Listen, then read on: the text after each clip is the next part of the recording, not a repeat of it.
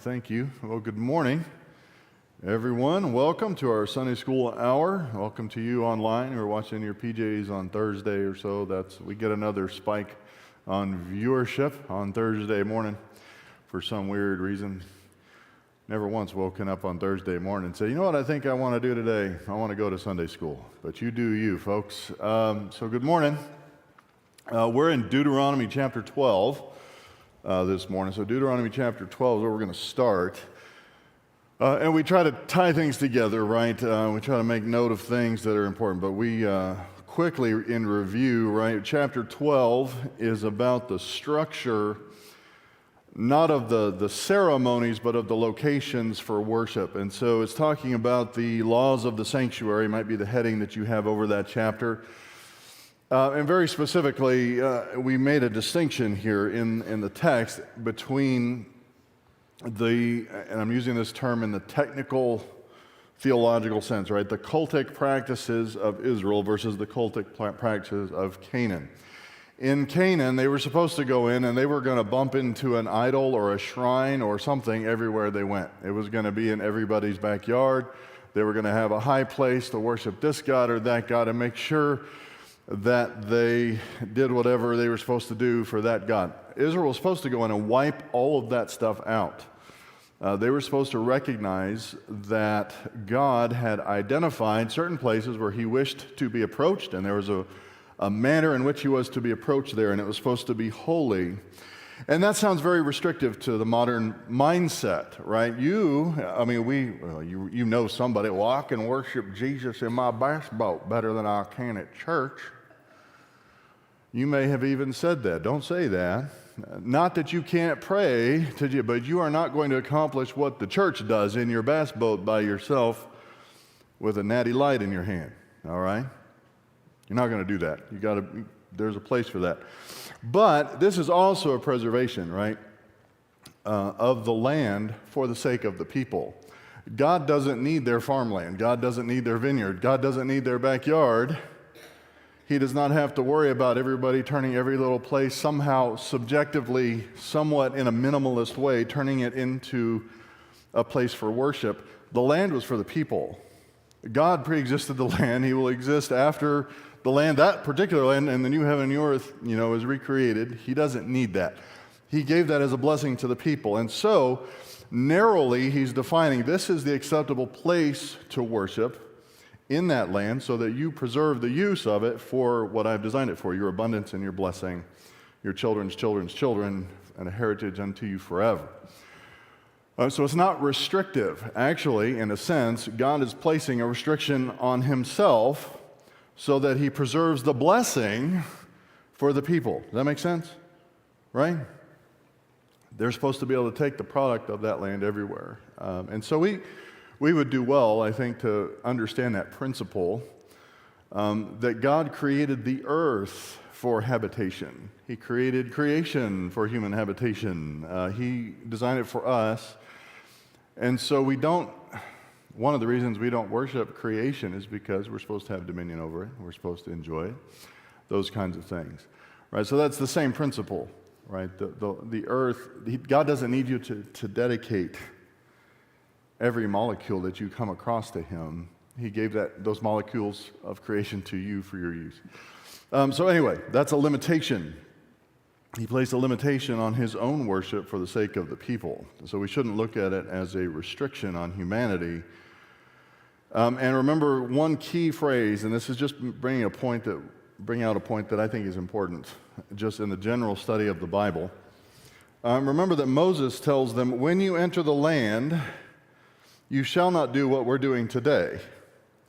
Every man doing what is right in his own eyes. And so when you hear that phrase in an evangelical church, most of the time you hear it as a description of what is taking place in Judges, where it is a profoundly negative thing. It's something that incurs and invites judgment from God. Here, it's simply a matter of location.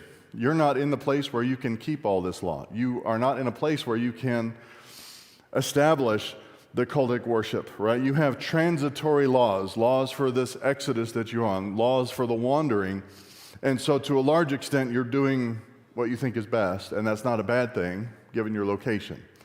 So my point is that we need to not assume that each phrase in the Bible always means the same thing. That's not the way language works, right? So this becomes important when, like in the service, we're in 1 John, right? And so Paul says, in Christ or of Christ, or has these prepositions, and John says something similar. It's important that we examine how John is using that, right? It's important that we understand how the writer of Judges and Moses is using a phrase, right? Because it's not intrinsically bad or good necessarily, or it doesn't always have only one meaning, right? So we guard ourselves from something when we're doing word studies, individual word studies. We call it illegitimate totality transfer, right? So most often people do this with the word save, life, death, fire. All fire in the Bible suddenly becomes eternal damnation and hellfire related to the lake of fire when you're just trying to cook a marshmallow, right? That's not right. Live does not always mean live eternally. Dead does not always mean spiritually dead and destined for the lake of fire. That same thing is true when we're talking about clauses or phrases, right? So anyway, that phrase is important to keep in mind simply because of how you normally hear it out of the book of Judges. So be careful. Be careful to follow the law. You shall not do. That's verse 8 of chapter 12. And then he told them, right, that you can slaughter and eat meat. Not everything, we talked about this also, that not every slaughtering of an animal is to be considered a sacrifice to God. And that is unique also. We talked about that even the nature of at least modern iterations of Islam and modern iterations of Orthodox Judaism essentially consider every single slaughtering event a sacrifice to God. And that is not what God designed. God said you can slaughter animals and the clean and the unclean can approach it, which was not what happened, right? There were certain things that only the high priest could eat if they were slaughtered in the tabernacle. You couldn't touch the kidney fat if you were unclean. If you had, I won't go through all the list of things that made you ritually unclean because some of them are actually kind of coarse for a Sunday school environment. But if you were hungry and somebody had butchered a deer or a goat, whether you were clean or unclean, as long as it wasn't sacrificed to God, you could eat that. He makes that very clear. So you didn't have to say a certain prayer over it. You didn't have to dance around it. You didn't have to, pronounce a blessing on it in order to eat. You could eat, because that's what it was for. And so he continues on, verse 19, I think is where we actually got to. He says, verse 17 and 18, he says, don't eat the things that are dedicated for sacrifices. So he lists those things. The tithe of your grain or your new wine or oil or the firstborn of your herd or flock or any of your votive offerings which you vow or your freewill offerings or the contribution of your hand. Things that you have given dedicated to God, then those things you shouldn't eat of. But everything else is fair game. And even that can be abused, right? And you remember that Jesus speaking to, it may have been to the scribes, they all get lumped together, the scribes, the Pharisees, and the Sadducees. Those guys were not friends, by the way. They operated on the my enemy is my friend principle. They didn't get along. It was like a cat fight every time they got together. But he said, you say about the things that should be used to take care of your parents or your family, they're korban. They're dedicated to God. In other words, they wanted to maintain use of it and keep it for themselves. They were abusing this principle in order to not take care of their families. So that everything can be abused, right?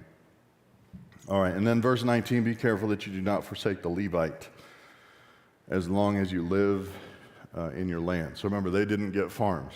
They didn't get vineyards. They had some land around each city that was designed for their production, but they did not have a cash crop. They didn't have something that was supposed to provide for them at that level. They had a daily sustenance, and so they were supposed to be taken care of. And that's not just the priests, that was the Levites as a whole clan. All right, so verse 20. Do we have any questions about that? Sometimes y'all mull over things and have a question after after we review and you didn't think of when we were going through it? Nothing? All right. Verse 20 of chapter 12 says this, when Yahweh your God extends your border as he has promised you, and you say, I will eat meat because you desire to eat meat, then you may eat meat, whatever you desire. If the place which Yahweh your God chooses to put his name is too far from you, then you may slaughter of your herd and flock which the Lord has given you, as I have commanded you, and you may eat within your gates whatever you desire. Just as a gazelle or a deer is eaten, so you will eat of it. The unclean and the clean alike may eat of it. So essentially he's saying in your businesses, you may be far away. You may not be in the land proper. You're going to extend your influence. Don't let that stop you from eating meat, right? Whatever you desire.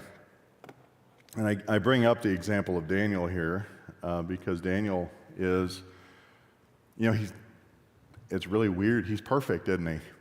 Like, as far as the record is concerned, he never screws up. And he was pretty solid, apparently. I'm not saying he was without sin, but as far as the record of Daniel, what is there to impugn his character on, right? And he did hold himself to a high standard when he was brought into the king's palace. And he said, we can't eat of these things. They're not clean.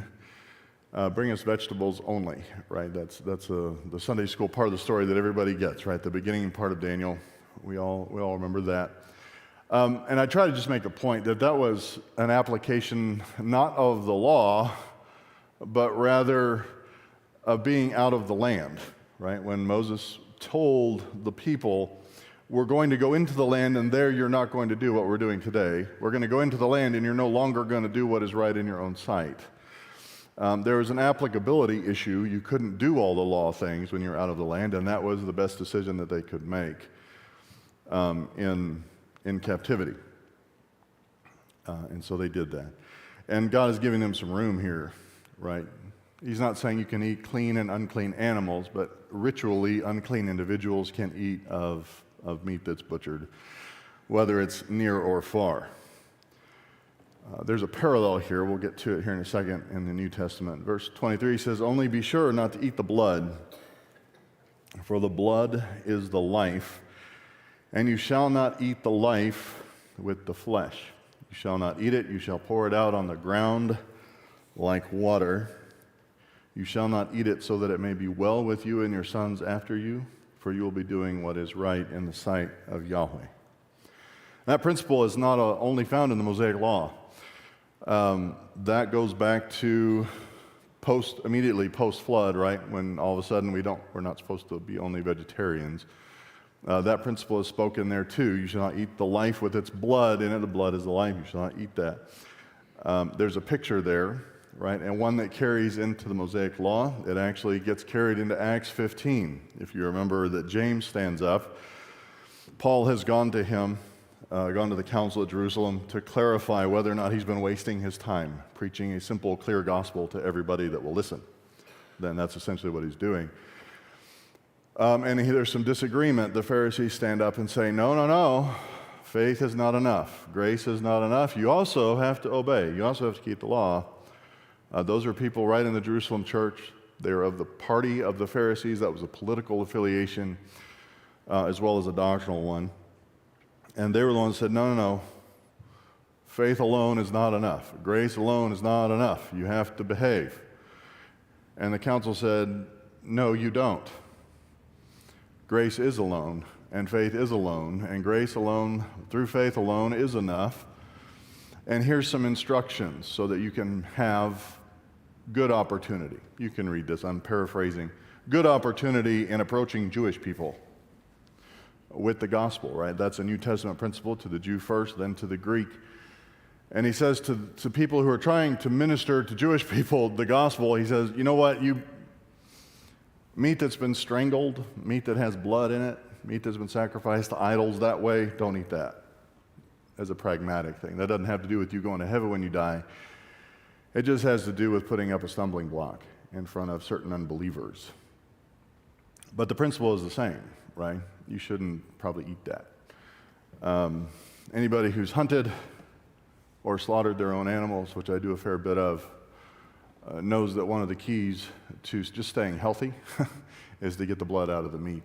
The German side of me wants to catch it in a bowl and make the German blood sausages with it, but I don't. I think there's a pretty decent health reason actually not to do that. But the pagan cultures did. They utilized that as a food source. He said, you are not to take that. You're supposed to let it fall out on the ground. Don't eat it. It will be well with you. You'll be healthy. That's how I take that. And you're doing what is right. Okay? So that's a trans-dispensational principle. We should keep that in mind. It is important to understand the principle there, that was essentially a distinction between the pagan gods, that they consumed the life with the animal. That was the point of strangling.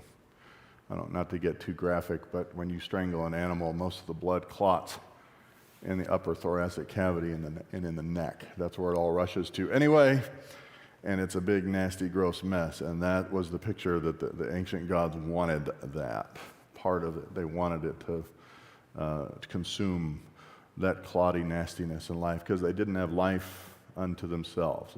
That's kind of the picture as I understand it. So you need to feed off of the life of others. That's never a good thing in literature, is it? Like if you take a class called the Bible is Literature, right? You see that theme throughout Western civilization. You can watch one of the more popular ones lately, Harry Potter, perhaps, right? The villain spends how many movies? I didn't read the books because I figured that the books will just ruin the movies. That's what I tell my kids all the time. The books will just ruin the movie. So I just watch the movie. I read books all the time, folks, in multiple languages. When I'm watching a movie, I just want to chill. Okay, so that's all I do. But the villain there, that's what he does, right? He sucks the life force out of a unicorn. He sucks the life force out of humans. He sucks the life force. And I said, listen, you don't need that picture. God doesn't need your life sucked out of you. Yeah.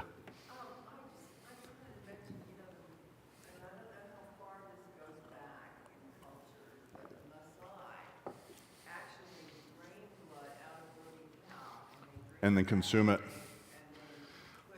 Yeah.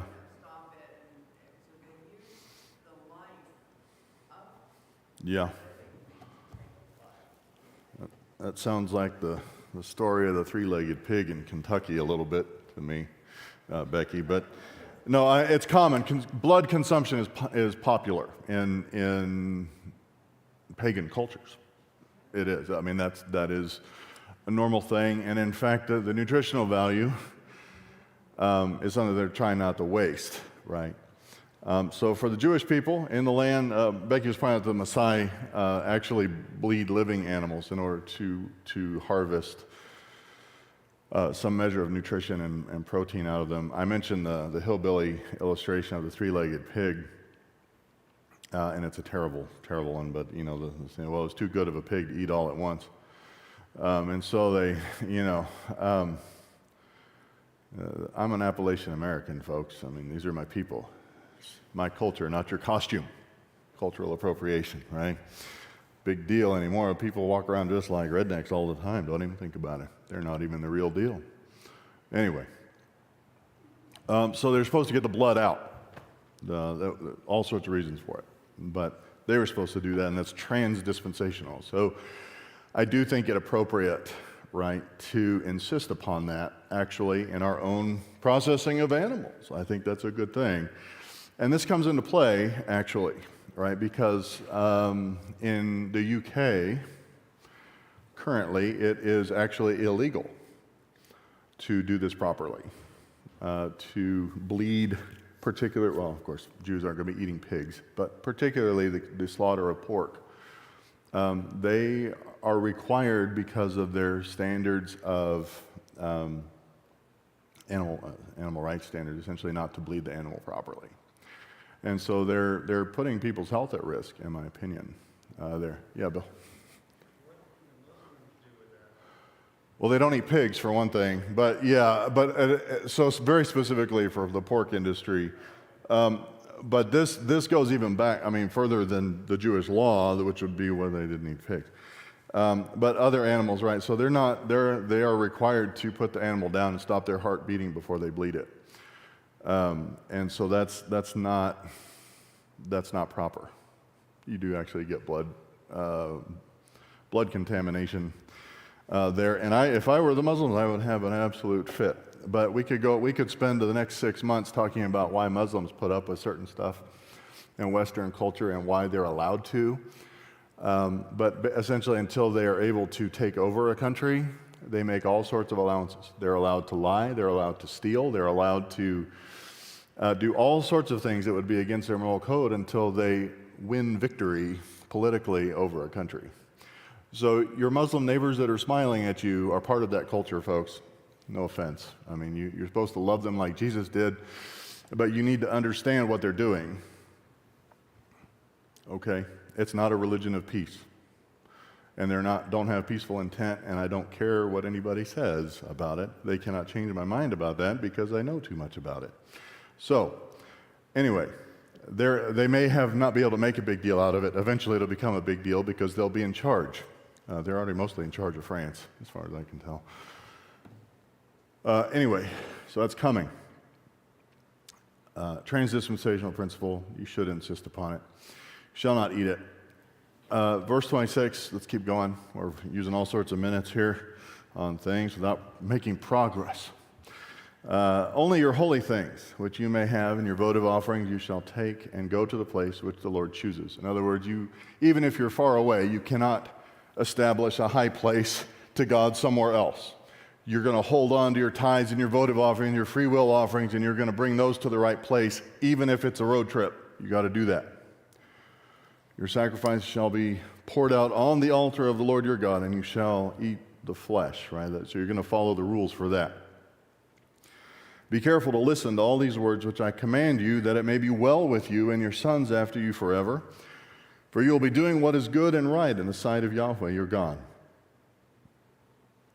And when Yahweh your God cuts off before you the nations which you are going in to dispossess, and you dispossess them and dwell in their land, beware that you are not ensnared to follow them after they are destroyed before you, and that you do not inquire after their gods, saying, how do these nations serve their gods, that I also may do likewise. It's a proverbial thing, right? What happens when you're successful? You find friends you didn't know you had, right? When you're successful, everybody wants to be your friend. Isn't this weird?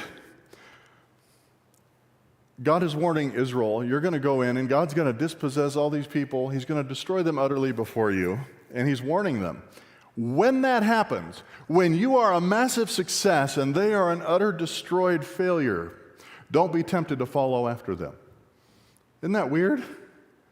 That's backwards. But that's what he's warning them against. And that's in fact what happens. They go, well, maybe we can do both. Maybe, let's inquire about how we can approach this in an interfaith method. You know what interfaith is? Interfaith is not accurately representing an opposing faith, right? So I learn, right, about people who are not Christians because I want to know what they believe.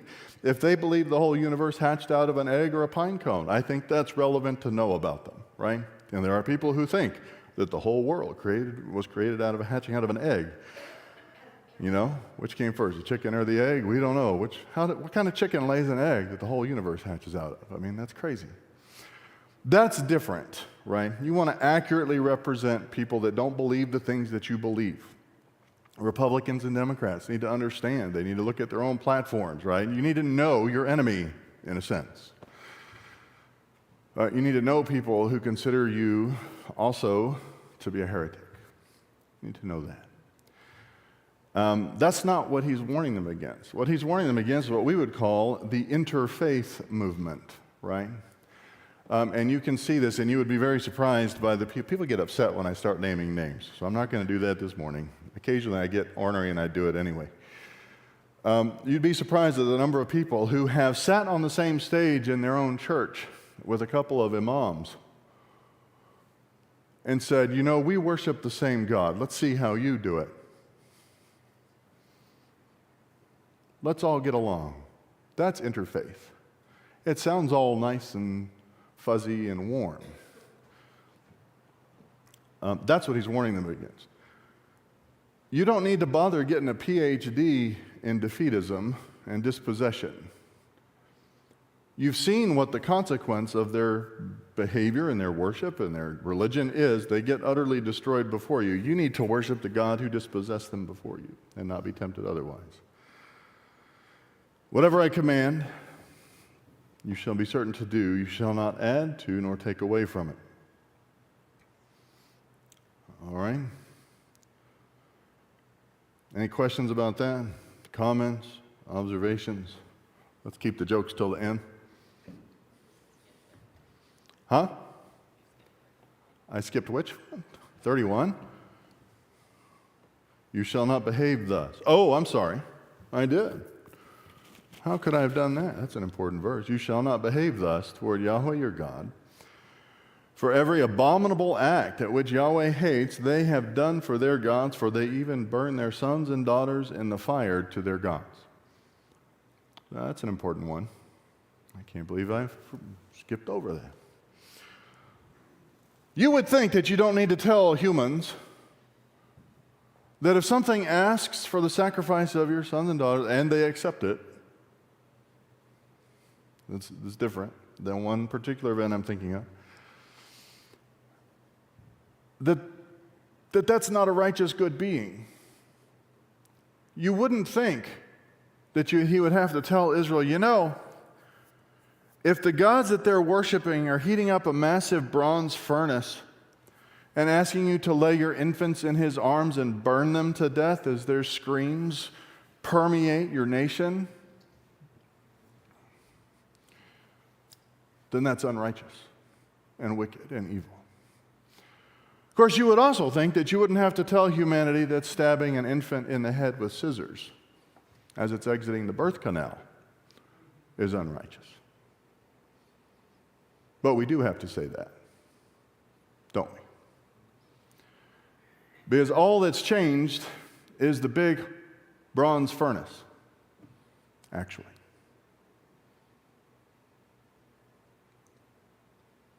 And what's worse is that you can make a case for pagans in their ignorance, believing in a higher being that demands such from them, can't you?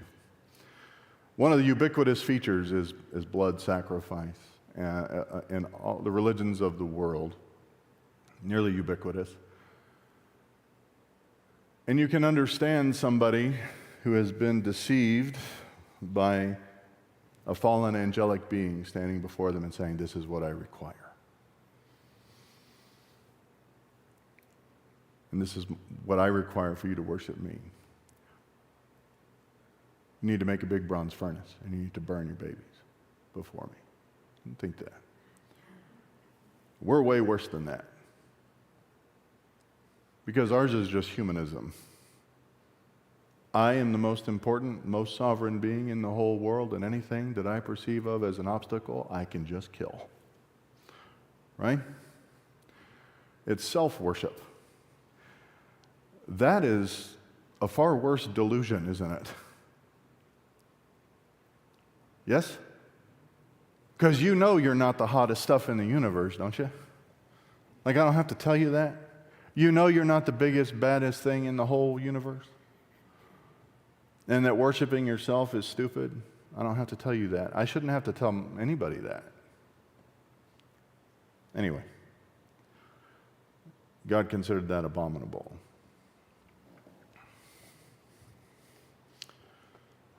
So we, even yet, though it's not perfect, continue to celebrate the overturning of Roe versus Wade, right? Because at least the federal government has not put their boot on the neck of the state of Texas and told us that we must permit and fund this as health care.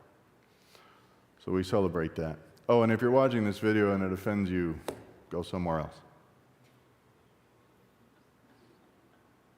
Actually, if you're here this morning and that offends you, go somewhere else. Got it? Okay. Because the last thing I'd worship around here is butts in the seats. No offense. We just don't. All right. Any feelings hurt now? Anybody want to get upset now? Okay. I mean, there's the door. Okay. Chapter 13. If a prophet or a dreamer among you gives you a sign and a wonder, and the sign of the wonder comes true concerning which he spoke to you, saying, let us go after other gods whom you have not known, and let us serve them. You shall not listen to the words of that prophet or that dreamer of dreams, for Yahweh your God is testing you to find out if you love the Lord your God with all your heart and with all your soul. So this isn't the standard that you hear a lot, right? Because here in El Paso, we have a whole lot of prophets, don't we? In Juarez. I'm talking about people, they will put this on their business card. In fact, sometimes it's apostle hyphen prophet, hyphen pastor. Might as well put king in there if you want. Just put king in there while you're at it. And when that comes up in an evangelical church, this is a standard that I think is reasonable, right? The prophet had to give two prophecies. He had to give a long one and a short one, and if the short one doesn't come true, you're supposed to kill him. Everybody wants the blessings of being a prophet, right? But nobody wants to risk the liabilities. This is a different standard.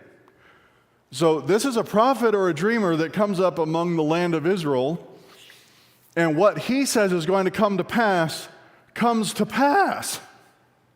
He's validated based on the other standard. He's invalidated by the nature of his message.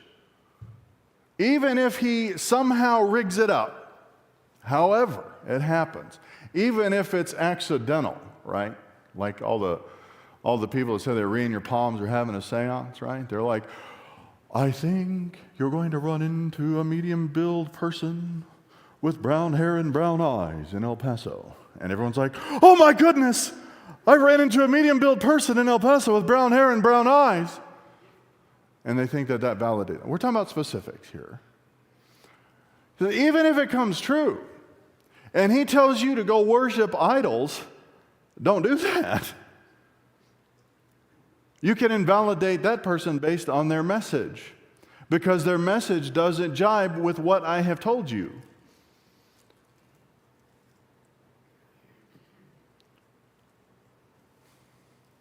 There are people in El Paso proclaiming that if the people in the room believed enough, there'd be gold dust floating down from the ceiling.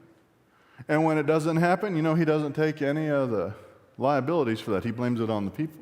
Well, you just didn't believe hard enough. People are not quick enough to invalidate that garbage. But at minimum, he's not telling them to go worship somebody else. This was going to happen. Don't do that.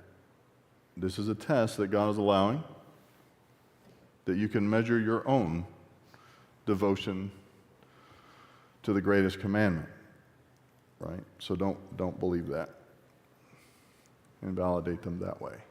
Okay, we got 10 minutes.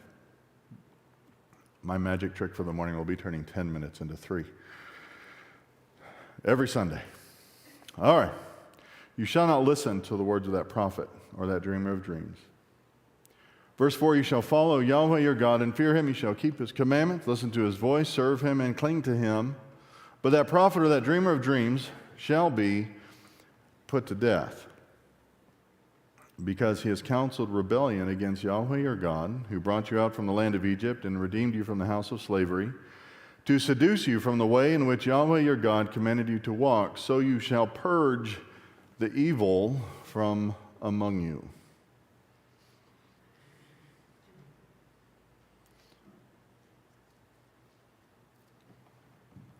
It's also his fault. You're supposed to be put to death.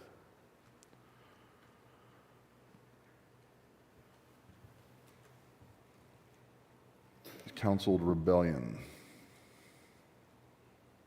Now, this is one thing, when you tell people, and I do, I think there's I'm going to get in trouble both ways now. I think that there is a manifestation of the gift of prophecy that exists.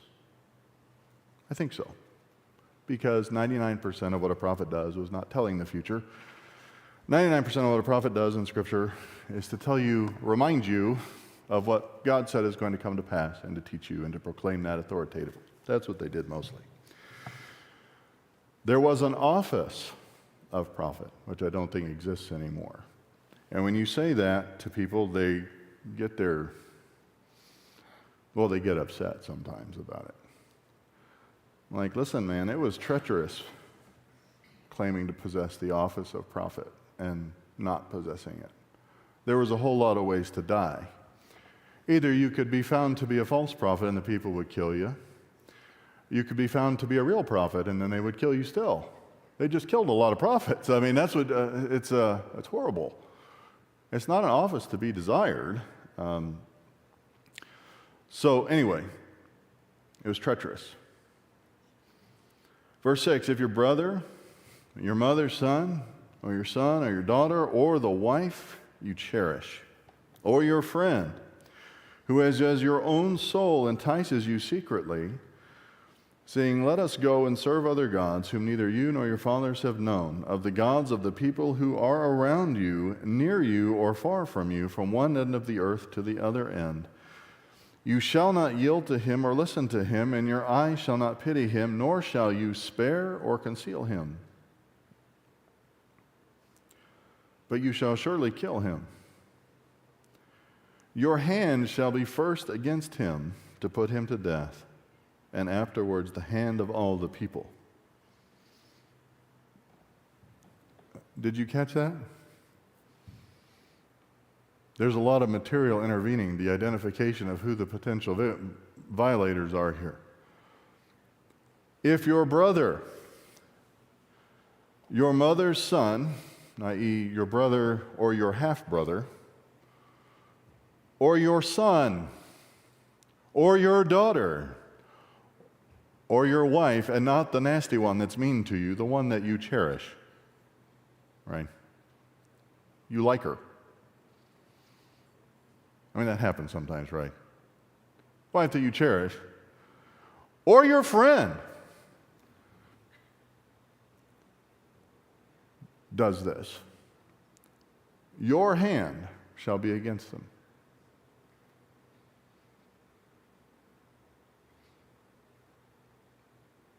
You shall surely kill him.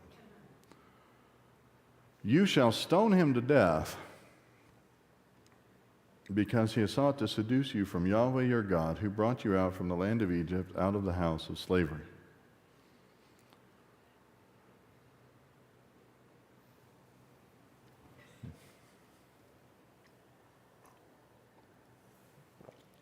Parenting looks a little different in Deuteronomy than it does today, huh? Yeah? This is one sin. There are other sins that your son could commit, and you're supposed to bring them before the elders of the nation. And the nation was supposed to deal with it. This one specifically.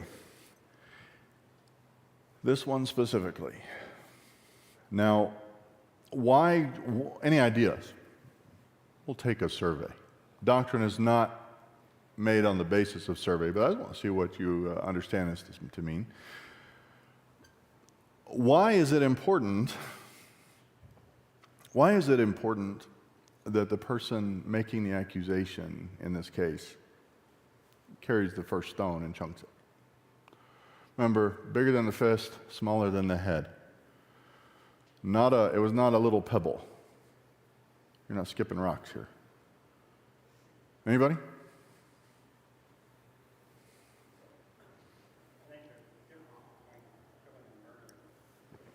Certainly. Okay, so it is God's law. This is a capital punishment, right? And the authority for capital punishment is vested in the people and in the individual in this case. But why specifically? There are other capital crimes that were not this specific.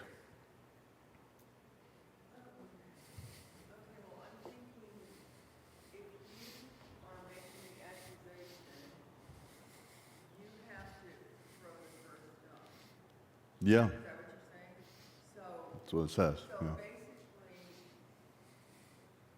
you can't just go around it and just whisper. Can't be a rumor. Yeah. Can't be a mob. You have to face. You have to own up to it. Consequences. And you have to face the consequences before God of making a false accusation. Right? Yeah, I think On this one. you can't do it roundabout. And then you are guilty of murder if you've done it improperly. So it's not to be done lightly. Yeah, Bill. Especially one that is directing you away from the true God. Right. Well, yeah, Micah. So, not to interrupt what you're about to say, but another dimension I thought of for as to why they had to be the ones who kind of initiate stoning is that looking at all these relationships, they're all one where the person doing the stoning would have had some sort of accountability, like you let them get to this point, potentially. So, Yeah. it doesn't say it's your. Doesn't say the wife you cherish and the husband that you kind of like. The wife you cherish. This is the patriarchy. The biblical patriarchy. Yes. It's not like they just. In a sense, it's Very rare to randomly get up, like, I'm going to go worship my mom. Like, it's a. right. What have you allowed in your home? What have you allowed in your house? Your younger brother to do what have you allowed your. And now it's actually something of a punishment on the person as well. You're supposed to be leading. Right. So it could be this, yeah, that you, when God tells you to say this to your children when you rise up, when you sit down, and when you're on your way, and when you're eating your meals, all of that, He means that. Yeah. And if that doesn't work, then you have to get rid of it. Yeah. In the nation of Israel. Right? You weren't allowed to say hypothetically, I agree with this capital crime and somebody ought to do something about it. I think that's important to recognize. Because we live in a society, I think, where everybody thinks somebody ought to do something, but nobody's willing to do the terrible things that need to be done, actually. People are offended and shocked, when they see my pistol. And I've actually had people ask me in the back of the room, are you willing to shoot somebody? Yes, I am. And you know what happens? If I have to shoot someone in the back of the church, my biggest concern will be that we'll have to replace the carpet at that point. Shucks, crap, I think the guy, do you feel anything? I asked the sniper, do you feel anything when you shoot somebody? Recoil. What needs to be done? We do need to have a recommitment to that, particularly among the men in this country, I think. Right? Who was it that said, it is sometimes not enough that we do our best. At times we must do what is necessary. All right. Our 10 minutes turned into 3. We have 2 minutes since I give you 2 minutes at the beginning. Questions, comments, accusations of heresy. Good jokes. Good jokes. Micah, that means probably not yours. Okay. All right. Micahs are creative, but they're not necessarily good. All right. Anybody? No, they're creative. They're not always good, though. Not in the sense that you go, explain that again? Yeah. All right. He gets it from me. All right, let's pray. Father, we thank you for this day. We thank you for your word. We thank you for the seriousness with which you communicated the standards of your law and the standards of the expectation of the spiritual leaders in the nation of Israel. Father, and the preservative effect that it has on people's lives within the nation in this context. And Father, we thank you for the clarity with which that's communicated. We love you, and we thank you for the promises you've given to us as well. In your Son's name we pray.